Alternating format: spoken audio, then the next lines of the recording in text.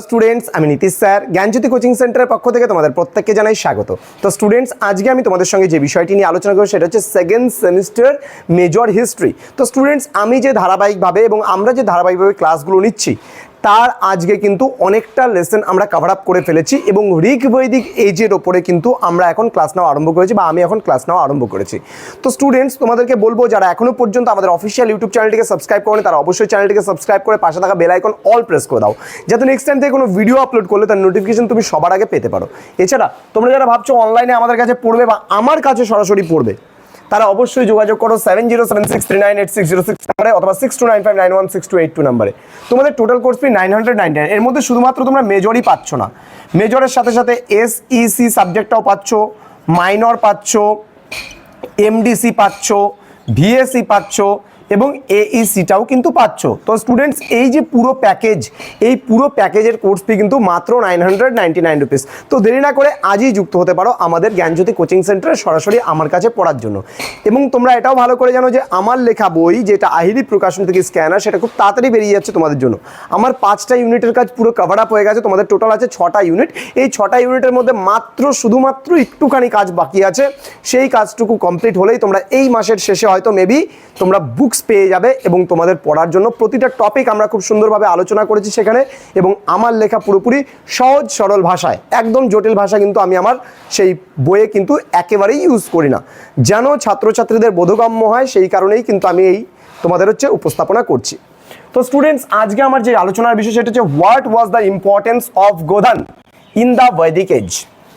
আবার বলছি, what was the importance, importance মানে হচ্ছে গুরুত্ব, ঠিক আছে, ইম্পর্টেন্স মানে গুরুত্ব, অফ গোধন, গোধন মানে গো সম্পদ বলি আমরা, গো সম্পদ, ঠিক আছে, গোধন মানে গো সম্পদ ইন দ্য বৈদিক age. Very very important question, কিন্তু ভেরি ভেরি ইম্পর্টেন্ট তোমাদের 3 মার্কসের আসার জন্য। কিন্তু 3 মার্কসের আমি ঋক বৈদিক এজ থেকে তোমাদের 3 মার্কসের যে সেশনটা শুরু করেছিলাম তার আজকে কিন্তু মেবি 4 বা 5 নাম্বার ক্লাস হচ্ছে, মানে আমাদের ঋক বৈদিক এজ চ্যাপ্টারটা থেকে, তার বেশিই হবে, কম না। তো স্টুডেন্টস, তোমাদের বলবো এই প্রশ্নটা কিন্তু তোমরা খুব ভালো করে পড়বা। আমি বলেছিলাম বর্ণা সিস্টেম তোমাদের পড়িয়ে দিয়েছি, খুব ইম্পর্টেন্ট। তোমাদের বৈদিক লিটারেচার পড়িয়ে দিয়েছি, ভীষণ ইম্পর্টেন্ট। তোমাদের আমি চতুরাশ্রম সিস্টেম পড়িয়ে দিয়েছি, ভেরি ইম্পর্টেন্ট। এবং তোমাদের আজকে আমি পড়াচ্ছি হচ্ছে ঋক বৈদিক এজের গোধন, ঠিক আছে। গোধন মানে হচ্ছে গো সম্পদ। দেখো, ঋক বৈদিক যুগের কথা যদি আমরা বলি, সেই ঋক বৈদিক যুগে কিন্তু মানুষের কে কতটা সম্পদশালী সেটা কিন্তু বিচার করা হতো, কার কাছে কত গরু আছে সেই নিয়ে কিন্তু বিচার করা হতো। অর্থাৎ এখনকার দিনে দেখবে যার যত বেশি জমি আছে, যার যত বেশি টাকা পয়সা আছে, যার যত বড় বাড়ি আছে, যার যত বেশি গাড়ি আছে, সে যেমন সম্পদশালী। ঋক বৈদিক যুগে কিন্তু এই সিস্টেমটা ছিল না। ঋক বৈদিক যুগে যার কাছে যত গরু থাকতো বা গো সম্পদ থাকতো সে কিন্তু তত বেশি কিন্তু সম্পদশালী।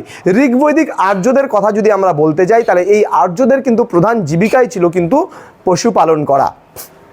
এবং এই পশুপালনের ক্ষেত্রে আমরা দেখতে পারি যে গরুই ছিল মূলত প্রধান।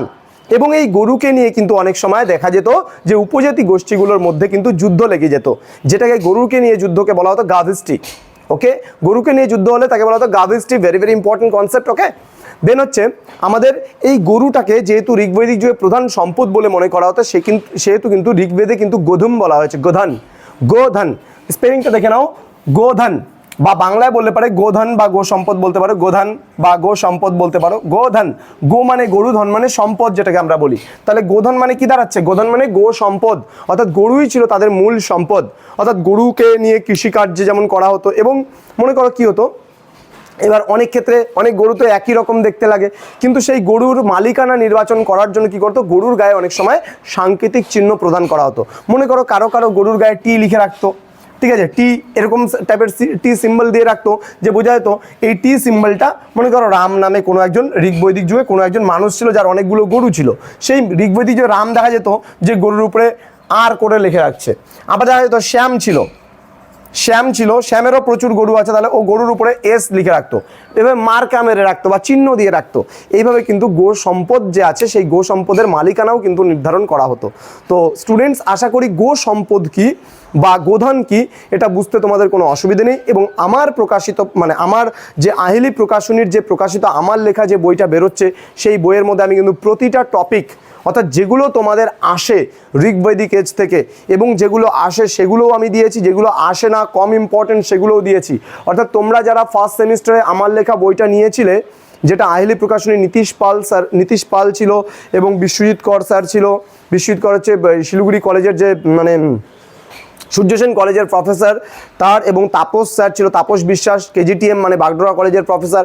আমরা এই তিনজন মিলে ওই বইটার উপরে কাজ করেছিলাম এবং সেখানে বইটার বেশিরভাগ কাজটাই আমি যদিও বা করেছি এবং বাকি কাজগুলো স্যাররা আমাকে সহযোগিতা করেছে বা আমি স্যারদের সহযোগিতা করেছি। তো এই ক্ষেত্রে কিন্তু আমরা তিনজন মিলে যে বইটা উপস্থাপনা করেছি তোমাদের জন্য, সেটা কিন্তু খুব সহজ সরলভাবে। তোমরা জানো সেই বইটা কতটা তোমাদের কমন পড়েছিল, কতটা কমন এসেছিল, তোমরা খুব ভালো করেই সেই বিষয়টা জানো। যার জন্য আমি বলবো আমাদের প্রকাশিত আহেলি পাবলিকেশন থেকে প্রকাশিত যে স্ক্যানার বইটা বেরোচ্ছে তোমাদের এই মাসের শেষে, সেই বইটা কিন্তু তোমরা অতি অবশ্যই নেবে।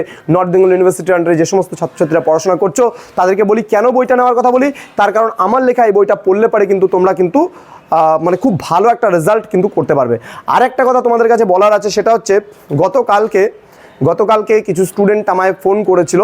কিছু স্টুডেন্ট ফোন করে বললো যে স্যার, যে আমাদের এক ফ্রেন্ড আমার কাছ থেকে 500 পার সাবজেক্টের জন্য নিয়ে আমাকে কোনো নোটসপত্র দিচ্ছে না। কারণ আমরা কিন্তু কন্টিনিউ যে আমাদের একটা সিস্টেম আছে, সেই সিস্টেমে যদি কেউ নোটস শেয়ার করে তাহলে অটোমেটিক্যালি আমাদের কাছে মেইল পৌঁছে যায় এবং আমরা কিন্তু তাকে ধরে ফেলবো যে এই কারণের জন্য কিন্তু মানে এই নাম্বার থেকে কিন্তু বা এই ইমেল আইডি থেকে কিন্তু নোটটা শেয়ার হলো। অটোমেটিক্যালি কিন্তু আমরা বুঝে যাব এবং তৎক্ষণাৎ কিন্তু সেই স্টুডেন্টের কাছে ফোন যায়।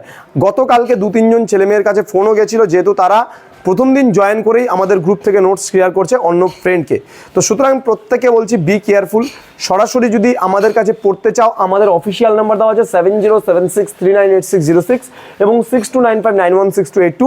সরাসরি আমাদের কাছেই কল করো, আমাদের কাছে ফোন করে আমাদের কাছেই যুক্ত হও, ঠিক আছে? আমাদের জ্ঞানজ্যোতি কোচিং সেন্টারের যে মেইন ব্রাঞ্চ আছে, সেই মেইন ব্রাঞ্চের থেকেই কিন্তু সমস্ত জায়গায় চলে। আমাদের কিন্তু এই দুটো নাম্বার বাদ দিয়ে আর তৃতীয় কোনো নাম্বার কিন্তু আমাদের নেই। আবারও বলছি, এই দুটোই আমাদের অফিসিয়াল নাম্বার। যদি কেউ লোগো দিয়ে তোমাদের সঙ্গে মানে কোনো রকমভাবে ব্যবসা করতে চায়, তাহলে তোমরা কিন্তু আমাদেরকে সরাসরি সেটা জানাতে পারো এই নাম্বারে কল করে, মানে তোমাদের কমপ্লেইন জানাতে পারো। এছাড়া আমাদের মেইন ব্রাঞ্চে তোমরা দেখছো আমরা স্টুডেন্টদেরকে কিন্তু এই ধরনের আইডি কার্ড প্রোভাইড করে থাকি। যারা আমাদের অফলাইন ব্যাচে পড়ে তাদেরকে এই ধরনের আইডি কার্ডগুলো প্রোভাইড করা হয় প্রতিটা স্টুডেন্টের পরিচিতির জন্য। এবং আমাদের স্টুডেন্ট যারা রয়েছে তাদেরকে বলা হয় যে নোটস কেন না ছড়ানোর কথা, তার কারণ আমাদের সেন্টারে অলরেডি 12 থেকে 14 জন টিচার কিন্তু অলরেডি অনবরত কাজ করছে, যারা টিচিং প্রফেশনের সঙ্গে যুক্ত আছে। এবং নন টিচিং স্টাফ এখানে রয়েছে 4 জন। এবং তোমরা দেখতে পাচ্ছ কন্টিনিউ ক্যামেরার ওই পারে থাকে, যাকে তোমরা হয়তো সবসময় দেখতে পাও না। ম্যাডাম আছে, স্যার আছে, আর অন্যান্য যারা স্টাফ আছে, সকলে মিলে আমাদের পুরো টিম আছে 16 জনের টিম। তোমরা হয়তো কিছু ছবি পিকনিকের সময় দেখতে পেয়েছিলে, কিন্তু সব ছবি সমস্ত টিচারদের ছবি হয়তো তোমরা পাওনি। তো এখন আরও নতুন অনেক টিচার আমাদের জয়েন করেছে, যেমন জিওগ্রাফি মেজরের জন্য টিচার জয়েন করেছে, আমাদের ফিলোসফি মেজরের জন্য টিচার জয়েন করেছে। টিচার একটু কাজের জন্য আমাদের যে টিচার জয়েন করেছে ফিলোসফির কৌশিক স্যার, তিনি কাজের জন্য দিল্লিতে আছেন, 19 তারিখে ফিরবেন। তারপর থেকে আমাদের ফিলোসফি কন্টিনিউ ক্লাসগুলো আসবে। তো স্টুডেন্টস চিন্তার কোনো ব্যাপার নেই, আমরা তোমাদের পাশে দাঁড়িয়েছি, তোমরাও আমাদের পাশে দাঁড়াও এবং আমাদেরকেও সহযোগিতা করো। নোটসগুলো এইভাবে মানে বিনামূল্যে কারো কাছে ছড়িয়ে দিও না। তোমরা সরাসরি তোমাদের বন্ধুবান্ধবদের বলতে পারো যে স্যারের, নীতিশ স্যারের কাছে সরাসরি কন্ট্যাক্ট করো। অফিসিয়াল নাম্বার এখানে দেওয়া আছে, দুটোই নাম্বার আমাদের অফিসিয়াল ইউটিউব চ্যানেল। এখন বর্তমানে আমরা 3টে ইউটিউব চ্যানেলের আন্ডারে কাজ করছি। আমি বলে দিচ্ছি তোমাদেরকে যে নর্থ বেঙ্গল কোন 3টে ইউটিউব চ্যানেলের আন্ডারে আমাদের ভিডিওগুলো হয়, সেটা একটু বলে দিচ্ছি, একটু ধ্যান দেবে। আমাদের মেইন কাজ হয় নীলস নিভা, NIL'SNIVA, এটা অল NBU, হ্যাঁ অল NBU মানে CBCS প্লাস 4 ইয়ার আন্ডার গ্র্যাজুয়েট প্রোগ্রামের অল NBU এর কাজ এখানে হয়। আচ্ছা, GYAN একই সঙ্গে JYOTI জ্ঞানজ্যোতি, এই যে নামটা আছে একসঙ্গে, তাহলে এটাও কিন্তু NBU থেকে শুরু করে যতগুলো ইউনিভার্সিটির কাজ কিন্তু আমাদের এই জ্ঞানজ্যোতিতে হয়। এছাড়া শিক্ষা গুরু স্পেস দিয়ে বেঙ্গলি, এই ইউটিউব চ্যানেলে শুধুমাত্র 4 ইয়ার আন্ডার গ্র্যাজুয়েট প্রোগ্রামের সেকেন্ড সেমিস্টারে কাজ কিন্তু হয়। তো স্টুডেন্টস, আমাদের এই 3টে চ্যানেল ছাড়া অফিসিয়াল NBU এর আন্ডারে কিন্তু আর তৃতীয় চতুর্থ কোনো চ্যানেল নেই। এই 3টা চ্যানেলে কিন্তু সমস্ত কিছু তোমরা পাবে NBU এর আন্ডারে। আমাদের লাইভ ক্লাসগুলো কোনোদিন হয়তো এই চ্যানেলে হচ্ছে, কোনোদিন এই চ্যানেলে হচ্ছে, কোনোদিন বা এই চ্যানেলে হচ্ছে। তো তোমরা ফলো করবে প্রতিটা ক্লাস আশা করছি, এবং বন্ধুবান্ধবের সঙ্গে ভিডিওগুলো শেয়ার করে দেবে, আমাদের সঙ্গে থাকবে, পাশে থাকবে, এবং তোমাদেরও পাশে থাকবো আমরা, সঙ্গে থাকবো আমরা, কথা দিচ্ছি। Thank you so much, thanks for watching. After all, thank you.